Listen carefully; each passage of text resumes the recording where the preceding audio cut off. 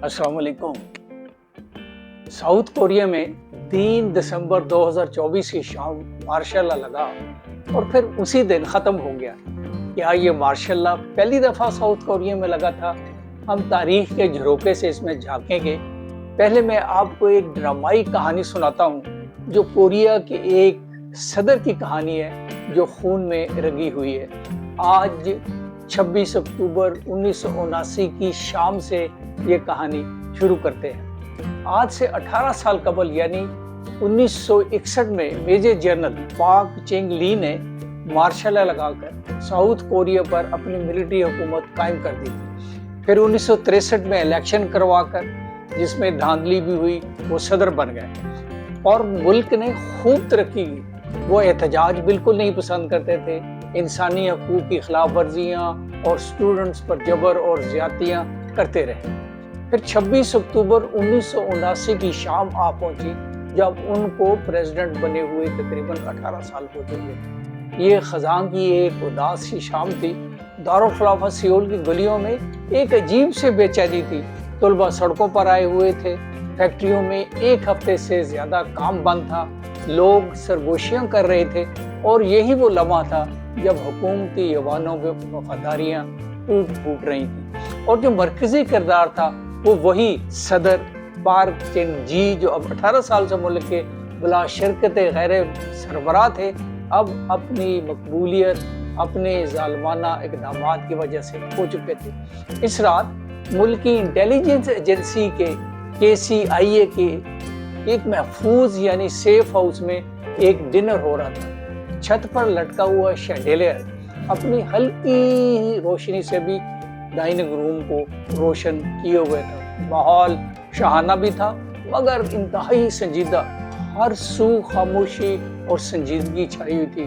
Dining table जो सुर्खी mile भूरी लकड़ी से बना हुआ था, इस सिरे पर सदर पार्क विराजमान थे। उनका चेहरा बरसों के इक़्तिदार से यकीनन गुरूर में डूबा हुआ था और चेहरे की सख्ती की लकीरों से वो साफ दिखाई दे रही थी।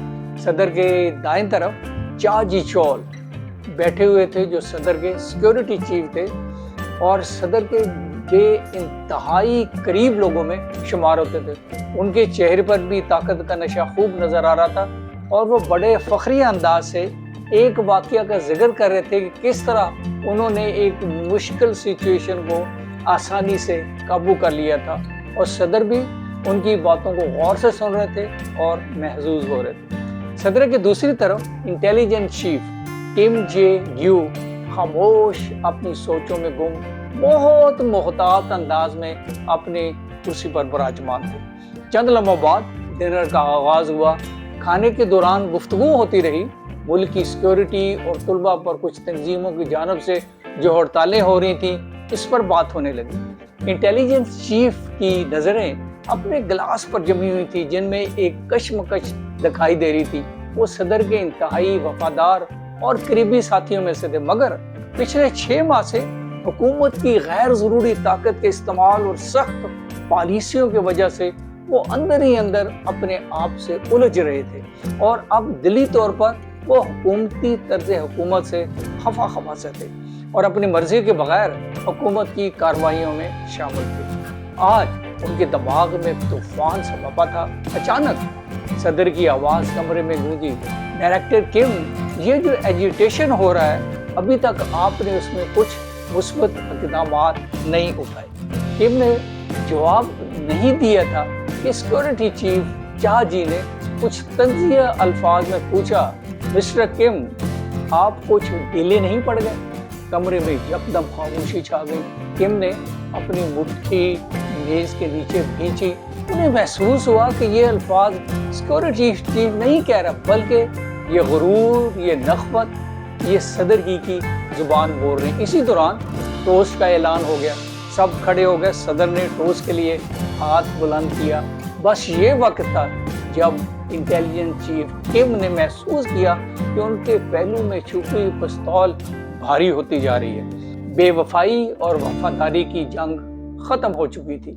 उसने अपने आप से कहा, किम, तुमने कौम से वफादारी करनी है, एक शख्स से नहीं। جو عوام میں بہت ناپسندیدہ ہے۔ جب چاہ جو تمسخرانہ انداز میں کیم کی طرف دیکھ رہا تھا، گویا کہہ رہا ہو مسٹر کیم ابھی تک چپ ہو، کچچھ کہہ نہیں رہے۔ کیم نے جواب دیا، جی ہاں، میں نے ایک فیصلہ کر لیا ہے اور میری سوچ بالکل واضح ہے۔ کیم کے لبوں پر ایک عجیب سے مسکراہٹ آئی۔ کیم کا ہاتھ پہلو سے پستول نکال چکا تھا اور پلک جھپکتے ہی کیم نے پستول کا رخ سیکورٹی چیف چاہ کی طرف کیا اور گولی اس کے سینے میں اتار دی۔ چاہ کی روب دار آواز گولی کی آواز میں دب گئی۔ وہ میز پر گرتے ہی چلے گئے۔ ایک سناٹا چھا گیا۔ صدر پارک حیران، انہوں نے یکدم غضبناک طریقے سے کیم کی طرف دیکھا اور چلائے، کیم یہ تم نے کیا کیا؟ کیم نے کہا، جناب، جو آپ نے مجھے کرنے پر مجبور کر دیا۔ اور پھر یکدم پستول سے شعلے کی طرح ایک اور گولی نکلی اور صدر پارک کو ہمیشہ کے لیے خاموش کر دیا۔ یہ صدر پارک کی آخری ضیافت۔ لمحے ٹھہر گئے۔ انٹیلیجنس چیف کیم نے پستول ہاتھ میں ہی رکھا۔ گولی کی آواز سن کر سیکورٹی گارڈز دروازے کو دھکا دے کر دوڑے ہوئے اندر آ گئے۔ کیم بالکل پرسکون تھے۔ ایک گارڈ نے پوچھا، جناب آپ نے یہ کیوں کیا؟ کیم نے کہا، میرے ضمیر کا بوجھ مجھے مارا تھا، اب میں مرنے کے لیے تیار ہوں۔ یہ کہتے ہوئے پستول آرام سے گارڈ کے حوالے کر دیا۔ پھر مقدمہ چلا۔ 1 سال بعد کیم کو سزائے موت دے دی گئی۔ انہوں نے آخر تک یہ موقف رکھا کہ میں نے اپنے ملک کی خاطر ایک ظالم حکمران کو، عامر کو ختم کیا۔ میں ہوں نذیر شمس اور آپ دیکھ رہے ہیں یوٹیوب چینل تھاٹ فل جرنی۔ یہ کہانی میں نے افسانوی طرز پر بیان کی ہے، مگر یہ حقیقت ہے کہ صدر کو سیف ہاؤس میں کوریا کے انٹیلیجنس چیف نے گولی مار کر ہلاک کیا۔ آج میں اب جنوبی کوریا میں مارشل لاؤ کے بارے میں آپ کو بتاؤں گا کہ کب پہلا مارشل لا لگا اور پھر تازہ 3 دسمبر 2024 کو جو لگا اور چند گھنٹوں کے بعد اٹھا لیا گیا، اس کے بارے میں بات کروں گا۔ چلیں پھر کوریا کی آزادی سے بات شروع کرتے ہیں۔ 1945 میں جب جنگ عظیم دوم ختم ہوئی تو اس وقت جاپان کا کوریا پر قبضہ تھا۔ جنگ میں جاپان کو شکست ہوئی اور کوریا جو جزیرہ نما ہے امریکہ اور روس کے قبضے میں چلا گیا۔ اس کی 2 حصوں میں تقسیم ہوئی، تو جو شمال میں جو حصہ تھا اسے democratic people's republic of Korea کہا گیا، جسے آج کل شمالی کوریا کہتے ہیں، جس کا صدر جو ایک ڈکٹیٹر ہے کم جونگ ان، آئی روز اور خبروں میں آپ اس کو دیکھتے رہتے ہیں۔ جنوب کا حصہ ریپبلک آف کوریا کہلایا، جسے جنوبی کوریا یعنی ساؤتھ کوریا کہتے ہیں، جو آج ہمارا موضوع ہے۔ تو جو ہی 1945 میں جاپان کا قبضہ ختم ہوا تو اسی دن یہ امریکی ملٹری کنٹرول میں چلا گیا اور lieutenant general John R Hall نے امریکی نمائندے کے طور پر بحیثیت ملٹری گورنر 1945 سے 1948 تک حکومت کی۔ انہوں نے بائیں بازو خصوصاً کمیونسٹ لوگوں کو بہت دبایا اور سختیاں کی۔ امریکہ نے فائنینشلی طور پر شمالی کوریا کے ان دنوں میں بہت مدد کی، جو بعد میں بھی جاری رہی۔ 1948 میں سنگ مین ری، جو 1875 سے 1965 تک حیات رہے، وہ ایک زبردست متحرک سیاستدان تھے، جنوبی کوریا کے پہلے صدر منتخب ہو گئے اور 1960 تک یعنی 12 سال تک وہ صدر ہی رہے۔ ان پر بھی الیکشن میں دھاندلی کے الزام لگے، مگر انہوں نے ملک کی ترقی کے لیے خوب کام کیے، ساتھ ساتھ انسانی حقوق کی پامالی میں بہت بدنام ہوئے۔ پھر 1960 میں مسٹر یو پوزن نے صدارت سنبھالی، مگر اگلے ہی سال یعنی 1961 میں جنرل پارک چنگ لی نے حکومت کا تختہ الٹ دیا اور ملٹری حکومت قائم کر دی، جو 1963 تک رہی۔ پھر الیکشنز ہوئے اور انہوں نے متواتر الیکشن کروائے، جو ہمیشہ دھاندلی زیادہ تھے، مگر آخرکار 1979 میں 26 اکتوبر کو ان کو انٹیلیجنس چیف نے قتل کر دیا، جیسے کہ آپ کو شروع میں بتایا۔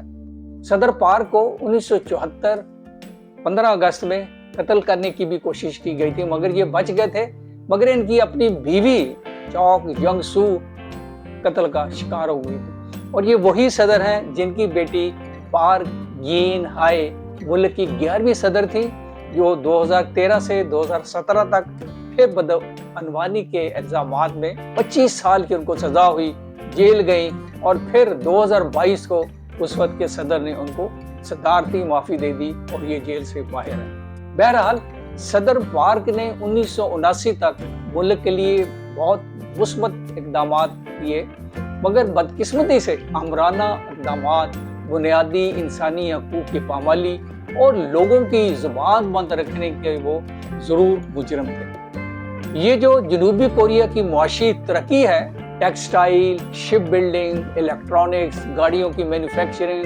हुंडई, सैमसंग और एलजी की, इनकी तरक्की में इन्होंने खूब हिस्सा डाला। सड़कें बनाई, एक्सप्रेस वेज बने।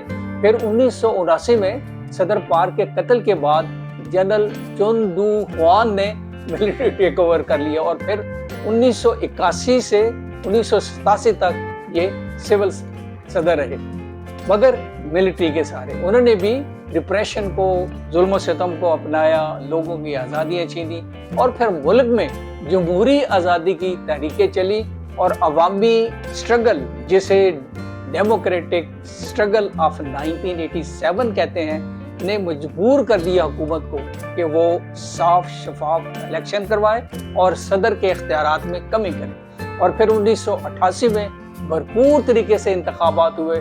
फिर इसी सदर को इंसाफ के कटहरे में भी लाया गया, सजा हुई, मगर बाद में माफ़ी दे दी गई। इसके बाद हर 5 साल बाद इंतखाबात होते रहे और 1988 से आज तक साउथ कोरिया जमहूरियत की राह पर गामज़न है। आखिर में मैं थोड़ा सा जिक्र, जो 3 दिसंबर 2024 की शाम के मार्शल जो जनूबी कोरिया के सदर यून सक यील ने नाफज किया, सदर ने आर्मी चीफ जनरल पार्क हान सू को हुक्म दिया कि मार्शल लगा दें। आर्मी चीफ ने फौरन अपने ट्रुप्स को मुतहर्रे कर दिया और उन्होंने पार्लियामेंट हाउस का घेराव कर लिया। मगर बल्कि पार्लियामेंट के मेंबर्स, हुकूमती और अपोजिशन दोनों ने फौरन रुकावटें तोड़कर और अपोजिशन लीडर खुद नेशनल असेंबली की दीवार फांद कर मार्शल के हुक्म के 5 घंटे के अंदर अंदर कसरत राय से मार्शल के हुक्म को ख़त्म कर दिया। और इसके 1 घंटे बाद सदर यून ने मार्शल के खात्मे का हुक्म सादर कर दिया और आर्मी फौरन वापस अपनी बैरक्स में चले गई। ये मार्शल जो आर्जी साबित हुआ, अवाम की भरपूर ताकत से नाकाम हुआ। अब सदर यून के खिलाफ तादीबी कार्रवाई हो रही है और आज ही उन्होंने अपने अवाम से माफ़ी मांगी है। वो मुल्क जहाँ 26 साल के लगभग मिलिट्री हुकूमतें रही, अब वो इसको बिल्कुल पसंद नहीं करते। अवाम अपने शुमाल में शुमाली कोरिया की आमराना हुकूमत को देखते रहते हैं और वो उन जैसा नहीं बनना चाहते। किम जोंग उन जो उनके प्रेसिडेंट है, आपने अक्सर उनका नाम सुना होगा, वो उसको बिल्कुल पसंद नहीं करते। आज हमने देखा कि जनूबी कोरिया में मिलिट्री हुकूमतों ने तवील अरसे तक मुल्क को चलाया, मगर मुल्क की मईशत को हमेशा तरजीह दी, लेकिन फिर भी अवाम ने उनको पसंद नहीं किया और अपनी अवामी जदोजहद से आखिरकार जमहूरियत को अपनाए रखा और अब वो मार्शल के खिलाफ हैं। ये भी याद रखें कि मिलिट्री डिक्टेटर आखिरकार बुरे निजाम से ही ख़त्म हुए और इस आर्जी मार्शल के नफाज के फौरन बाद जिसे नाकाम कर दिया गया, अवामी ताकत ने अपना रंग दिखाया और यही ताकत जमहूरियत की ताकत है। ये भी मैं आपको याद दिला दूं कि जिन दिनों जनरल सदर पार्क जनूबी कोरिया के प्रेसिडेंट थे, उन्हीं दिनों में पाकिस्तान में भी मार्शल की एक्सटेंशन थी। प्रेसिडेंट अयूब जो 1969 में रिटायर हो गए थे, उस वक्त तकरीबन पैरेलल ही दोनों मुल्कों में मार्शल था, लेकिन दोनों के मार्शल में फ़र्क ये था कि दोनों को अमेरिकी इमदाद मिली। जनूबी कोरिया के सदर ने मुल्क की मईशत के लिए बहुत काम किया। वो अयूब ने अपने प्रोग्राम को कामयाब करने के लिए बहुत कोशिशें की, लेकिन इंडिया से लड़ाई, कश्मीर का मसला हल न होने की वजह से हमारी ज़्यादा तवज्जो अपनी आर्म फोर्सेस की तरफ रही और हमारे जो तरक्याती काम थे वो काफ़ी हद तक मुतासर हुए। उम्मीद है آپ کو یہ ویلاگ پسند آیا ہوگا. اگر پسند آیا ہے تو ضرور لائک کریں, اپنے کامنٹس ضرور دیں. آپ کا بہت شکریہ. Thank you very much.